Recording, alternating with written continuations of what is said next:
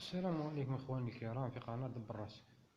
اليوم راح نتكلم على احد المشاكل اللي يعاني منها المبتدئين في استعمال كاوية التلحيم في راسودي، اللي هي عدم التصاق اللحام في الكاوية. اول حاجة اخواني قبل تشغيل الكاوية نقوم بجلب قطعة بابيفير سمكارة كما تشاهدون في الفيديو، ونقوم بتنظيف رأس الكاوية جيدا حتى تختفي كل الشوائب منها،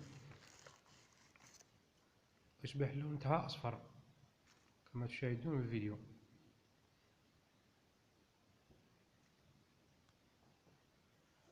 بعد ما شغلنا الكاوية نشوف كيف أصبح يذوب اللحام بطريقة سهلة وسلسة، إضافة إلى أنه يلتصق برأس الكاوية، وهذا مسهل على العمل بأريحية.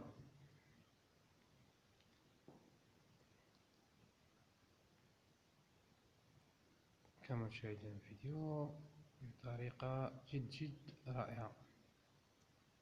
لكن بعد مدة من الاستعمال راح يتعاد لنا نفس المشكل، لكن هذه المرة تكون الكاوية ساخنة.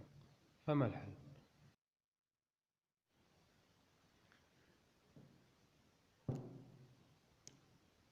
ما علينا إلا جلب سكين أو أي آلة حادة ونقوم بحك رأس الكاوية جيدا كما يظهر، مع مراعاة الحيطة والحذر، لأنه الكاوية تكون ساخنة يمكن أن تسبب لكم حروق أو أي شيء من هذا القبيل.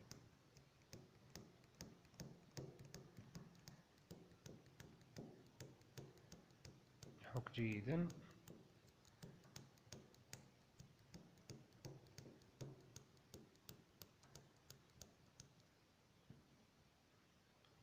هكذا حتى يصبح نظيف كما يظهر في الفيديو.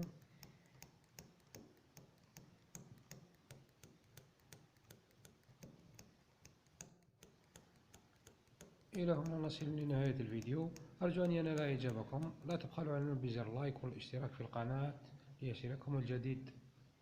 سلام.